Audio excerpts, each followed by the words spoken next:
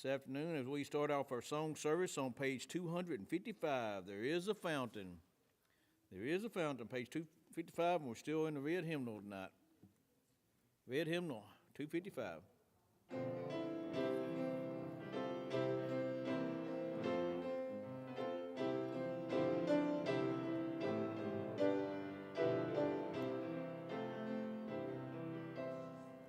There is a fountain filled with blood drawn from Emmanuel's veins.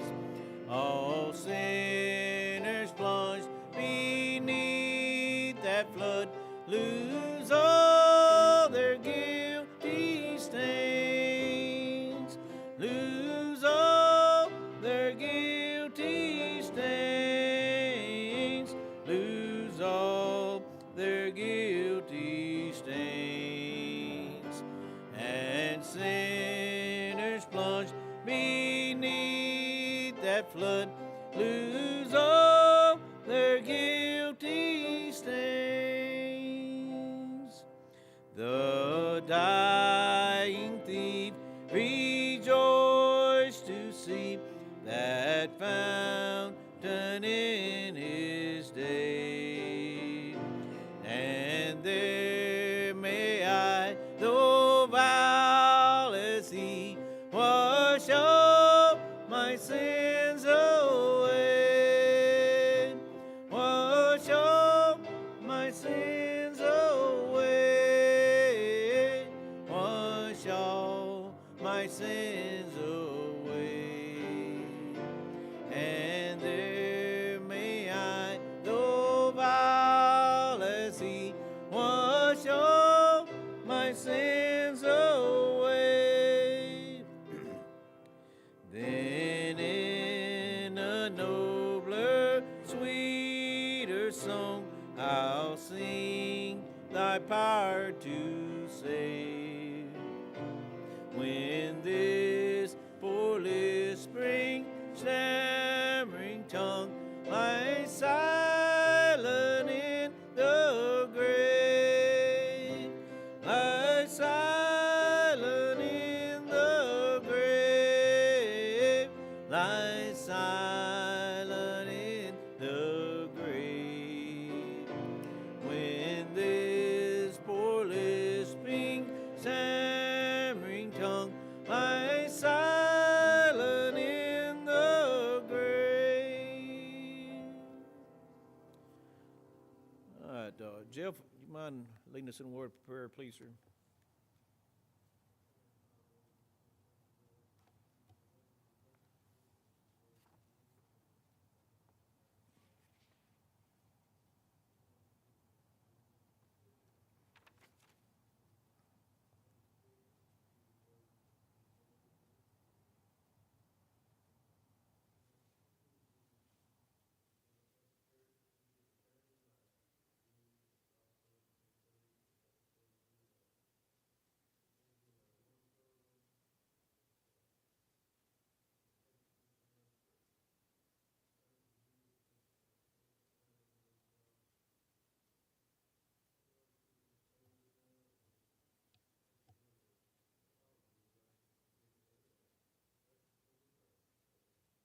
Amen.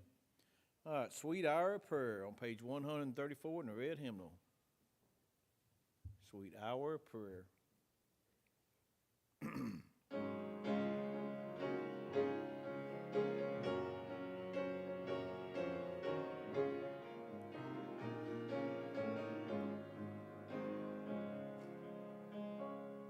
Sweet hour of prayer, sweet hour of prayer, that calls me from a world of care and bids me at my Father's throne make all my wants and wishes known. In seasons of distress and grief, my soul has often found relief and oft escaped escape the tempter's snare by thy return, sweet hour of prayer. Sweet hour of prayer, sweet hour of prayer, thy wings shall my petition bear. To him whose truth and faithfulness engage the waiting soul to bless. And since he bids me seek his face, believe his word and trust his grace, I'll cast on him my every care and wait for thee, sweet hour of prayer. Sweet hour of prayer, sweet hour of prayer, thy wings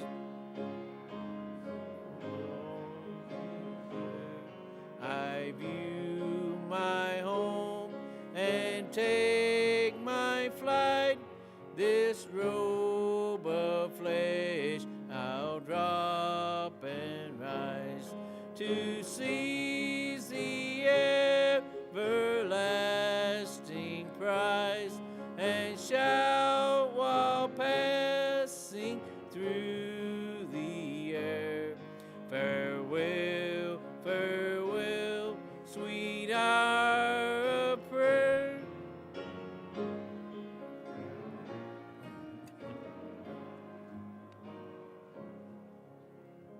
Well, the words on the board are not the same as the words in the book.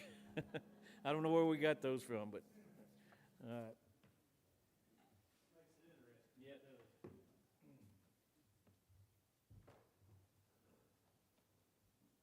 It's one of those interpretive songs, I guess.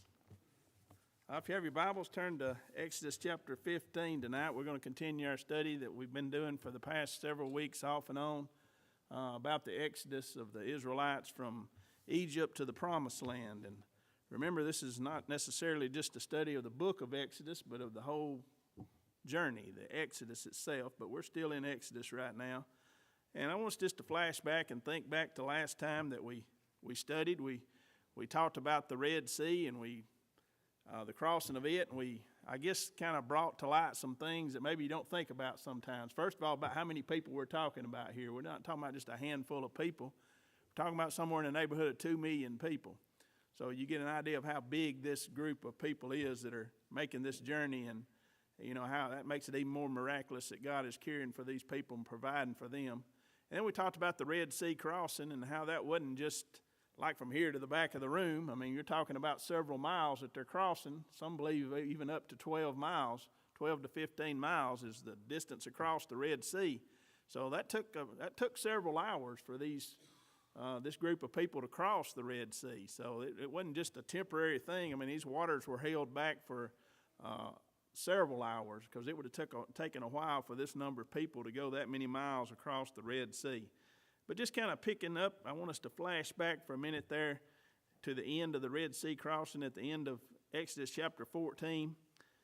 And I want to read these words because I want you to think about them as we get into what we're going to read tonight. Verse 30 of Exodus chapter 14.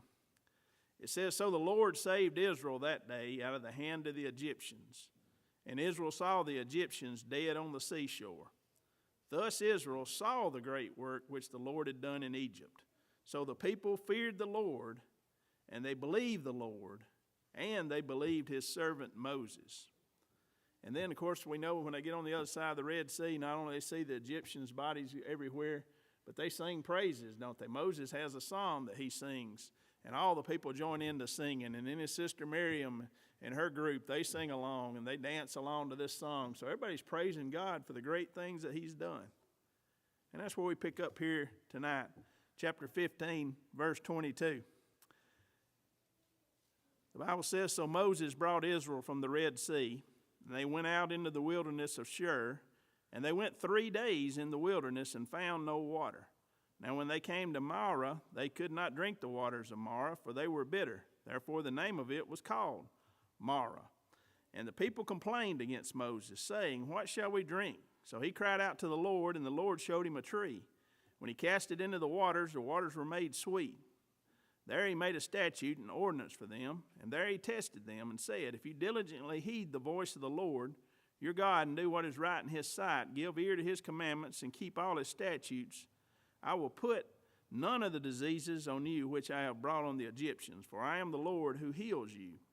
Then they came to Elim, where there were 12 wells of water, and 70 palm trees, so they camped there by the waters. Now, think about it. Look, it's only been 3 days, right? 3 days later from what we just read. 3 days later from when they crossed the Red Sea and they see God's hand, and they're praising God, they're worshiping God, they believe in God, they believe in Moses. And 3 days later, they come off of this spiritual high.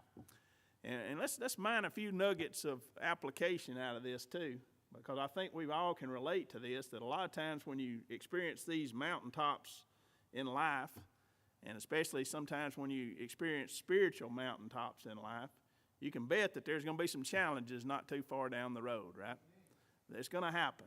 And this is what happened to them. 3 days earlier, they had seen this miracle. They crossed a 12-mile body of water on dry ground. They'd sing songs of praise and victory, and they believed the Lord and his servant Moses.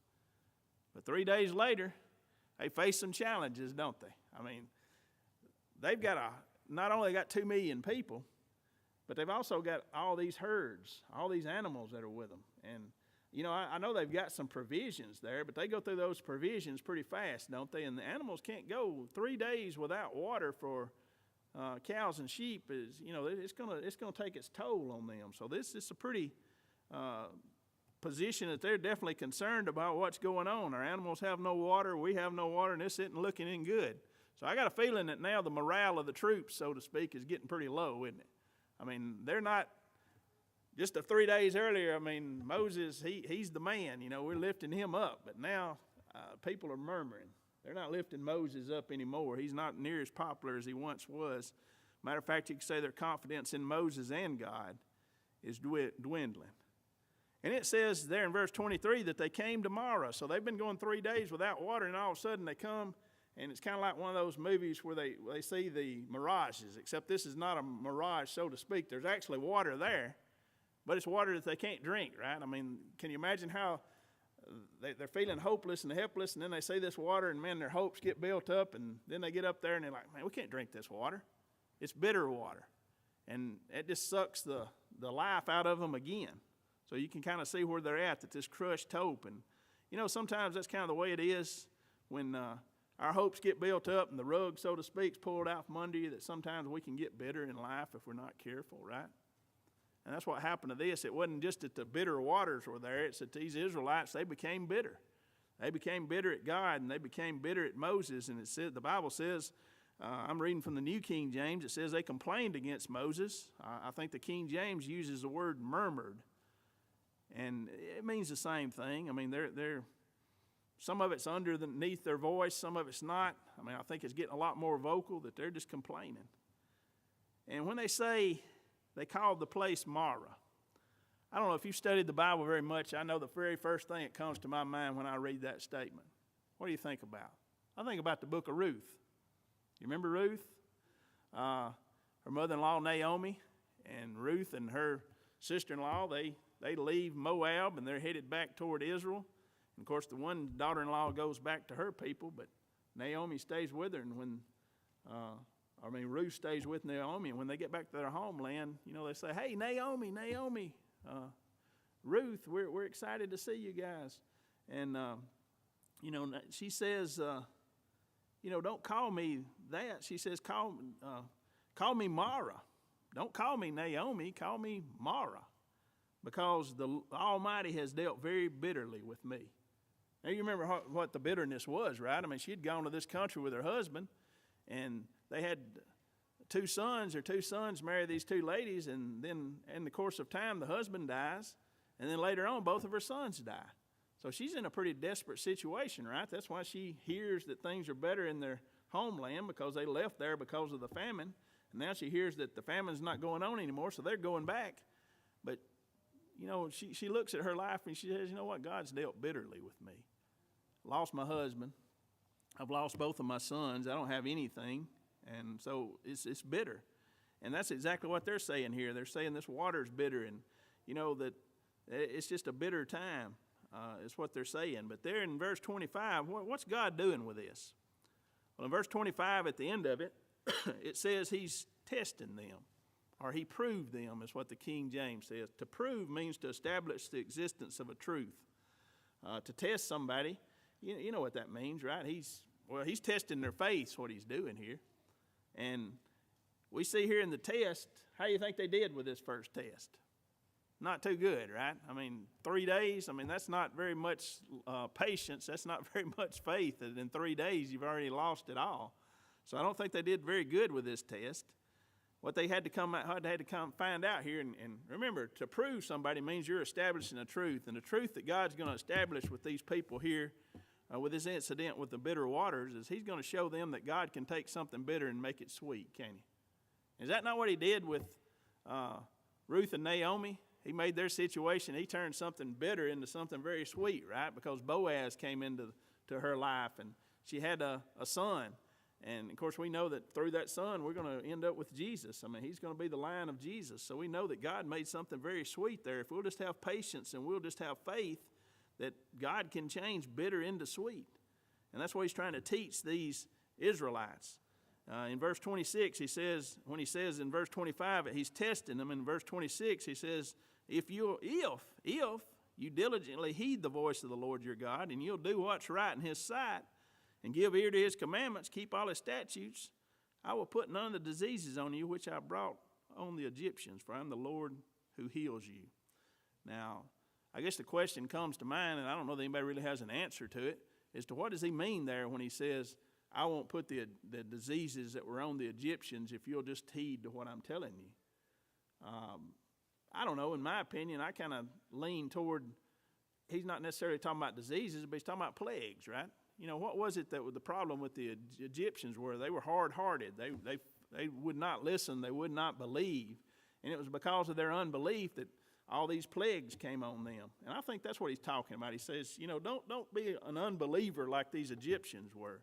You need to have faith in me is what you need to do. And he says if you'll do that, and really if he's talking about a sickness, I think the worst sickness is unbelief, right? Remember what Jesus tells the Pharisees? He says, you know, I'm the great physician. And he says, I came to heal the sick, not those who are well. In other words, the Pharisees had a problem, and they had a heart problem. They didn't realize they were sick to start with. And he says, I really can't help anybody that doesn't realize they have a heart problem. But somebody that realizes that they do, I can help that person. So he's saying, kind of like the lesson that we had here a couple of Sunday mornings ago in our book, believe, but help my unbelief, right? I have faith, but I want you to have more faith. That's what he's telling them here. So God, he proves to them that he is going to be who he says he's going to be. There in verse 27, when they leave this place, they go to another place of Elim. And here at Elim, there are 12 wells of water and 70 palm trees. So, God blesses them with a place there that is abundant in water. But even in the place with the bitter water, he's able to turn that bitter into sweet. So, what a great, application there, and a lesson for us there, that God can take our bitterness and turn it into sweet if we'll just trust in him. So we're going to continue on with them in their journey. We're going to go into chapter 16 here. Remember, this other took place 3 days after they crossed the Red Sea. Now in chapter 16 it says, and from there they journeyed from Elim, and all the congregation of the children of Israel came to the wilderness of Sin, which is between Elim and Sinai, on the 15th day of the second month after they departed from the land of Egypt.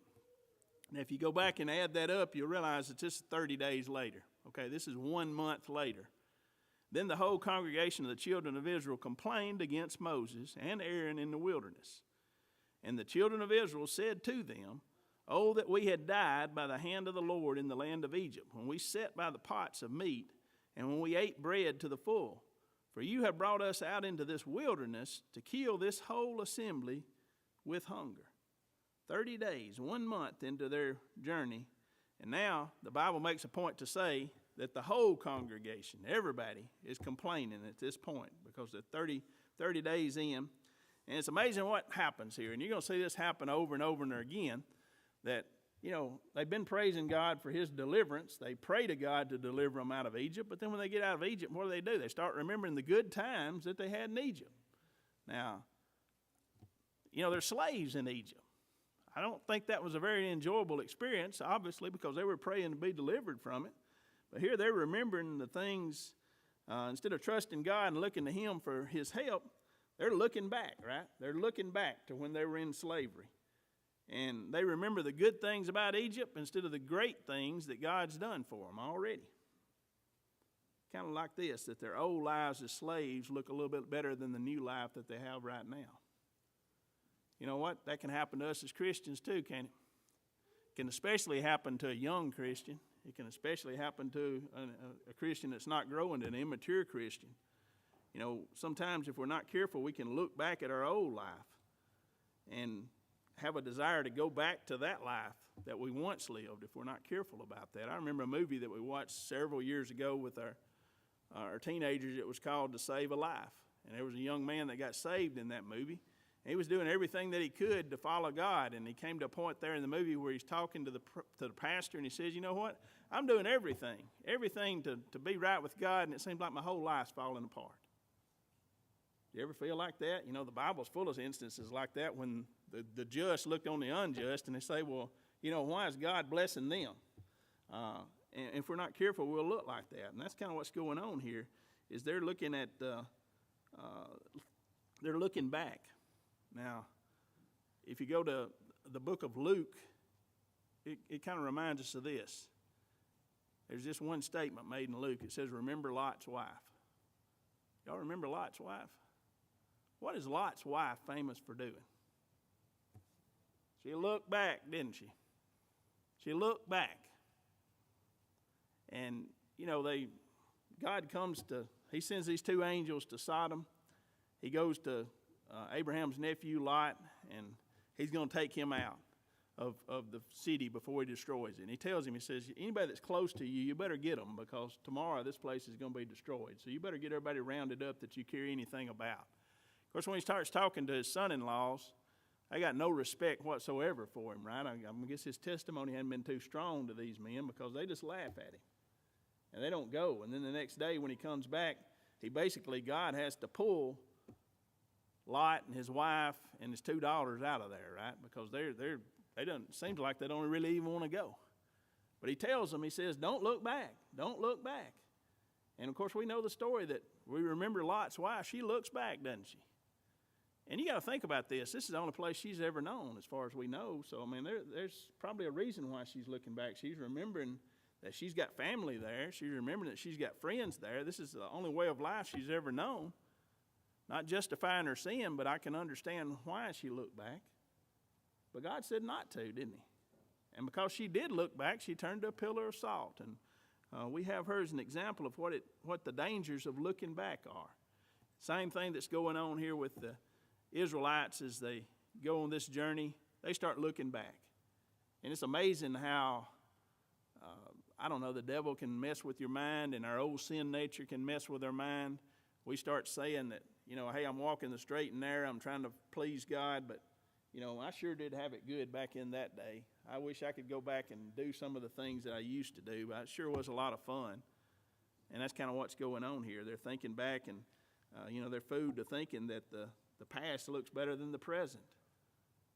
Instead of trusting God, they want to go back to their old way of life. We need to beware of those things, don't we? We need to beware of those things. What does Paul say? He says, this one thing I do, he says, I don't look back, but I press on, right? I keep on pressing on toward the finish line. We got to keep our eyes on the prize. We got to keep trusting him, and we got to keep pressing on. And that's what I think these Israelites were guilty of not doing. So they're complaining, again, about what's going on. We had it better in Egypt. I wish God would have just left us back there and killed us there instead of bringing us out here to starve to death. They don't trust God, do they? How can you not trust God? The one who's got you out of Egypt, first of all.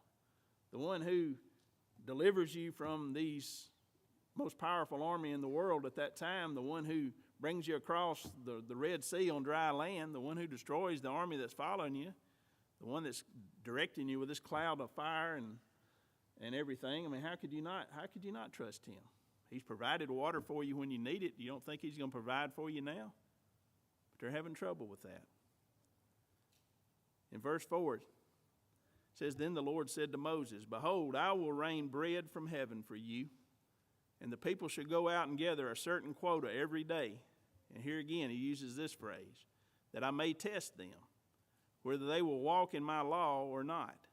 And it shall be on the 6th day that they shall prepare what they bring in, and it shall be twice as much as they gather daily. Then Moses and Aaron said to all the children of Israel, At evening you shall know that the Lord has brought you out of the land of Egypt, and in the morning you shall see the glory of the Lord, for he hears your complaints against the Lord. But what are we that you complain against us? Also Moses said, This shall be seen when the Lord gives you meat to eat in the evening, and the morning bread to the full. For the Lord hears your complaints which you made against him. And what are we? Your complaints are not against us, but against the Lord.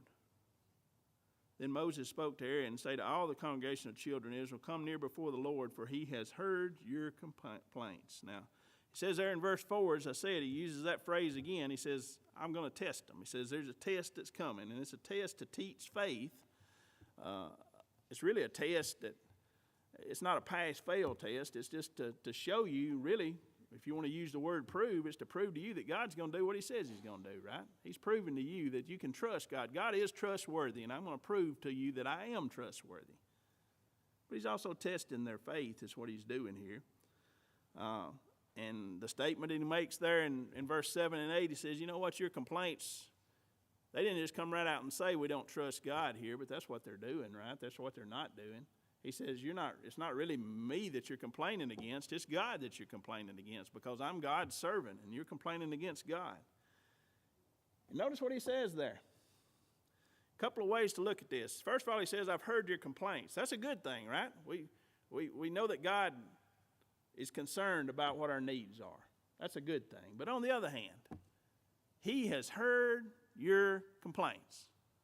And we like the phrase in the Bible where it says we can pray anything according to his name, and we have the promise that God hears us, right? But do you know God also hears our complaints? We don't always address our complaints to God, do we? But we have a lot of complaints about God. We have a lot of bitterness toward God sometimes, and God knows these things. He knows our thoughts.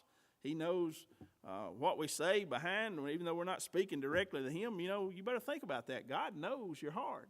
And God knows what you're thinking, so not only does he hear your prayers, but he also hears your complaints. He hears your complaints, and that's a sombering thought to me. And I think that's why these Israelites, it should have hit home with them. And a lot of times when we murmur, we say it behind somebody's back, don't we? Have you had one of those situations where, and I'm ashamed to say I have, where you're talking about somebody, and all of a sudden they walked into the room? It's like, ooh, that's a bad feeling when you're talking about somebody and you didn't really want them to hear what you were saying, but then they walk into the room and it's like, well, how long have you been standing out there? I mean, it hurts, but you shouldn't have been saying anything about them to start with, right? You've heard the old saying, if you can't say it to somebody's face, you shouldn't say it behind their back either. But guess what? You're never saying anything behind God's back. So the things that we think we're saying in secret, he knows these things. And that would be a sombering thought to us that, you know, I know what that felt like. I was like ready to crawl under a bench or something when this guy walks in, and I've been saying some things. I'm like, well, let me explain. We probably got some splaining to do to God too, don't we, sometimes? I mean, it's bad to do these things. But he's saying, you know, God's heard your complaints. But let me be assured, you know, God knows your needs too. He knows you need food, and he's fixing to show you, he's fixing to prove his faithfulness to you. And he's fixing to prove his abilities to you. He's going to give you something that you don't deserve, something that you didn't do anything to earn on your own. He's just going to give you food every day. He's going to give you this bread from heaven, as he calls it. But also he's going to give you a bonus. Now, you'll see throughout this journey, he gives them manna every day, but he didn't give them quail every day. There's periods of time where he gives them quail, and this is one of those times. In verse 13, he gives them a bonus. Not only am I going to provide this bread from heaven, but in verse 13, he says, so it was, the quails came up at evening and covered the camp, and in the morning the dew lay all around the camp. So you got quails everywhere. Now what I've read about this, and I guess, I don't know, this is really, I don't know, really worth mentioning or not, but they say, like when the quails migrate over a big body of water like the Red Sea, that basically they just fall to the ground because they're exhausted. They've just flown over a 12-mile stretch of sea, and you know, they have pictures of people in Egypt on the other side of the water that are actually catching them off the ground. Well, you know, we're trying to explain God here is what I guess I'm trying to do, and that's really not necessary because God provided these quail, didn't he? And not only he'd provide a few quail, but remember, everything we're talking about here, he's providing enough for 2 million people. That's a lot of quail. That's a lot of quail. So, picking back up in verse 14, God had promised, he told Moses, he tell these people, he said, I'm going to rain bread from heaven for you. And here it comes, verse 14. And when the layer of dew lifted, there on the surface of the wilderness, and let's go ahead and get that out there. The wilderness doesn't necessarily mean a bunch of woods, okay? When I think about wilderness, I think about let's go into the deep woods. But sometimes when the Bible talks about wilderness, it's just talking about a deserted place. It's talking about an uninhabited place. And a lot of times it's talking about a desert place. So actually wilderness may not necessarily mean there are trees everywhere. It may mean that it's a barren desert land. But the main thing is it's uninhabited, okay? So anyway, he says, and when the layer of dew lifted there on the surface of the wilderness was a small round substance as fine as frost on the ground. So when the children of Israel saw it, they said to one another, what is it? They didn't know what it was. And Moses said to them, this is the bread which the Lord has given you to eat. This is the bread which the Lord has given you to eat. What is it? What is it? Now, let's say I'm not a language scholar or anything, but I have to look at my concordance just like everybody else does and kind of go along with that. But I know there's a couple of different meanings of the word manna. One of the meanings, it comes from the Hebrew word M-O-N, and what that is an expression of surprise. So they were surprised when they saw this manna, right? What is this? And that makes sense, doesn't it? I mean, they're shocked when they go out there and they see this bread that just all of a sudden shows up. So what is it? What is it? Well, let's look at a few. There's not a lot of scripture that talks about manna, but there are a few scriptures. Drop down in this same chapter down to verse 31, and it tells us a little bit about this manna. What is it? Well, in verse 31 of chapter 16 of Exodus, it says, and the house of Israel called its name manna, and it was like white coriander seed, and the taste of it was like wafers made with honey. So it's sweet, right? It's sweet. Now turn your Bibles to, in the middle there, to the book of Psalms.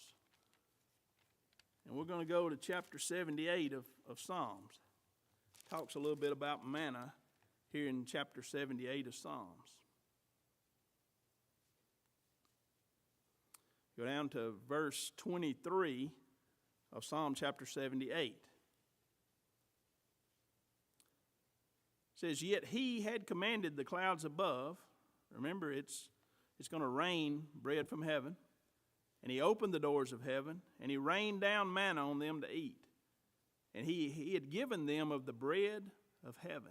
Well, that's quite a statement, right? Now look what he says in verse 25. Men ate angels' food. He sent them food to the full. Now, I can't help but think, and I know this is probably not true, but maybe we get to heaven someday and it is, that'd be good. I like angel food cake. How y'all feel about angel food cake? It's got like a sweet taste too, doesn't it? So, I mean, I kind of think like maybe manna's, I don't know, probably not, but it's sweet like an angel's food cake. But the point is it's angel's food, meaning it came from heaven, is what he's saying here. That's pretty special, isn't it? That this is something supernatural that God is providing for you. Something supernatural. Now, in Numbers 11, and we'll get to this passage later on in our study, but listen to this. It says, the manna was like coriander seed, and its appearance like that of bedlam. The people would go out and gather it and grind it between two millstones or beat it in the mortar and boil it in the pot and make cakes with it. And its taste was as the taste of cakes baked with oil. Now, the point was it wasn't it was moist. It wasn't something that was dried out and had a bad taste to it. This is a moist taste. It's something you could do multiple things with. And it's something that had a sweet taste, so it was good. And what else would you expect from bread from heaven? Again, I'll go back to the angel food cake. It tasted good. It's something that they enjoyed. So what is it? Well, it's something that God has provided. M-O-N, the Hebrew expression of surprise. But the word manna also, if you take it till its full extent, comes from the Hebrew word M-A-N-A-N, which means to allot. So it means an allotment or a gift. Now, think about manna being a gift, right? And I think we also see that in the Bible because Jesus certainly refers to manna as a gift. Turn to John chapter 6, okay? And watch how Jesus turns this in John chapter 6.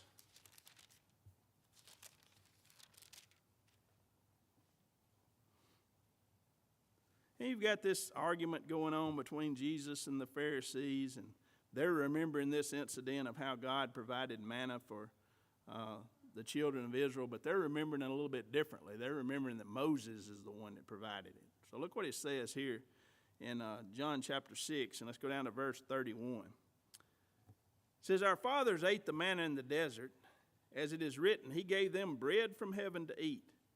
Then Jesus said to them, Most assuredly, or verily, verily, I say to you, Moses did not give you the bread from heaven, but my Father, He gives you the true bread from heaven." Now, He gave them the manna, right? But look what Jesus is talking about. He says, "For the bread of God is He who comes down from heaven and gives His life to the world." Now, He's talking about Himself there, right? Then they said to Him, "Lord, give us this bread always." And Jesus said to them, "I am the bread of life. He who comes to me shall never hunger, and he who believes in me shall never thirst." So Jesus, we think about manna being a gift. Isn't that what Jesus is reminding us of here in John chapter 6? I'm that gift of God. I'm the true manna. Just like manna was a gift of God for these Israelites to provide them with physical nourishment, I'm a gift that's come down from heaven. God sent me down from heaven. And I'm the source of spiritual nourishment from you. I'm the one that's going to give you spiritual life. So, He is a gift. So manna, what is it? Yes, it's surprise. They were surprised, but it's also a gift. So that's what they're talking about when they're talking about manna. So remember, He said, I'm going to test you. I'm going to test you. And He was going to test them with that manna. Now, the first thing that He told them, He says, go out there and just gather enough. Gather what you need, right? Well, look what happens here. Let's go to verse 16. After they say this manna, it says, "This is the thing which the Lord has commanded. Let every man gather it according to each one's need. 1 omer for each person, according to the number of persons. Let every man take for those who are in his tent." So there's the first test. He says, just get what you need. You know how many people you got in your family. Go out there and gather enough food for those people. Well, how'd they do with the first test? Well, verse 17 says, "Then the children of Israel did so, and they gathered, some more and some less. So when they measured it by omers, he who gathered much had nothing left over, and he who gathered little had no lack. Every man had gathered according to each one's need." So I'd say they did pretty good with that part of the test. They gathered exactly what they needed. We pick up in verse 19. Here's the next test. Now, what He told them was, He says, don't leave it to the morning. Don't try to save any of it. Verse 19, Moses said, "Let no one leave any of it to the morning." But verse 20, notwithstanding, they did not heed Moses. They didn't listen to him. But some of them left part of it until the morning. And look what happened. And it bred worms, and it stank. And Moses was angry with them. Moses was angry with them. So some of them didn't follow the instructions on the second part of the test. They didn't follow instructions. And because they didn't follow instructions, he said, don't gather more than you need now. Or don't try to keep it to the morning is what He's saying. He's saying, go ahead and eat it. Don't try to keep it to the morning. Why do you think they kept some of it to the next morning? Absolutely. I mean, it wasn't a greed thing. It wasn't like, I'm going to try to store up as much of this as I can. They didn't eat everything that they had the first day because they're in their mind, they're like, well, what if God tomorrow, he doesn't give us manna? I'm going to think ahead. I'm going to have a little bit saved up just in case God forgets us tomorrow. They didn't trust him, did they? And it got ugly when they didn't trust him, didn't it? I mean, it filled with worms, it rotted. And I think we can all say there have been times in our life when we failed to trust God and the same thing happened to us, didn't it? It all turned to pot because they didn't do what God said to do. So there was a third part to the test. He said, you're going to do this for 6 days. For 6 days, you're going to gather this. But he said, starting now, there's going to be a seventh day. And later on, he's going to give them the commandments to remember the Sabbath day to keep it holy. The Sabbath day, or the seventh day, is going to be a day of rest. And I'm not going to give you manna on that day. So on the 6th day, I do want you to gather more. So let's see how they do with this test. Picking up in verse 22. It says, and so it was on the 6th day that they gathered twice as much bread, 2 omers for each one. And all the rulers of the congregation, they came and told Moses. Then he said to them, this is what the Lord has said. Tomorrow is a Sabbath rest, a holy Sabbath to the Lord. Bake what you will bake today, and boil what you will boil, and lay up for yourselves all that remains to be kept until morning. So they laid it up till the morning as Moses commanded. It didn't stink, nor there were any worms in it. Then Moses said, eat that today, for today is a Sabbath to the Lord. Today you will not find it in the field. 6 days you shall gather it, but on the 7th day, the Sabbath, there will be none. Okay? Well enough, but look at verse 27. Now it happened that some of the people went out on the 7th day together. And guess what? They didn't find any, just like God said they were not going to be any there. But here again, maybe there will be some there, and nobody else is going out together, so we're going to go out and we're going to get it all because nobody else is going to be there. They don't trust God. So they go out to gather it up there. They went out together on the 7th day, even after God told them that there wouldn't be any manna there. Now, I think the principle here is also this, that God gave them a day of rest, didn't he? He told them you're supposed to honor this day. But some of these people refused to honor this day. They, instead of taking advantage of the day of rest that God gave to them, they went out on that day just like they went out on every other day. Just like they went out on every other day. They treated it just like another day. And they went out making provisions for their daily living.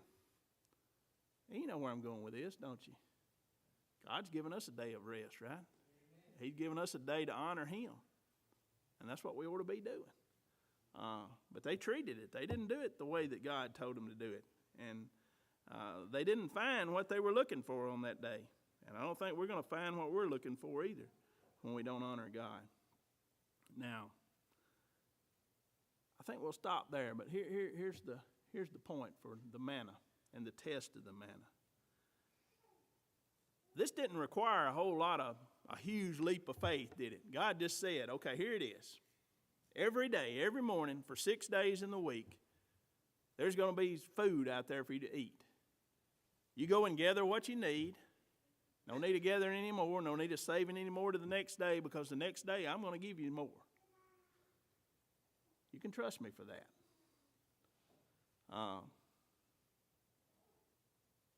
He says, don't you try to keep it. It's not going to keep to the next day. And he says, on that 7th day, you need to gather more on the 6th day, prepare for the 7th day, which is going to be a day of rest. That didn't require a whole lot of huge faith, did it? It just required trust in God, right? And you got to discipline yourself. You got to realize that, God's going to do what he says he's going to do, and I need to follow God's instructions. I mean, I need to learn to do the things that God tells me to do. He's teaching them that faith is a discipline. If we'll follow his word and trust in his provision, and also we need to learn to trust that God knows what's best in our lives, don't we? Even Jesus, he told his disciples we need to come to the side and rest a little while. There are times that we need to rest.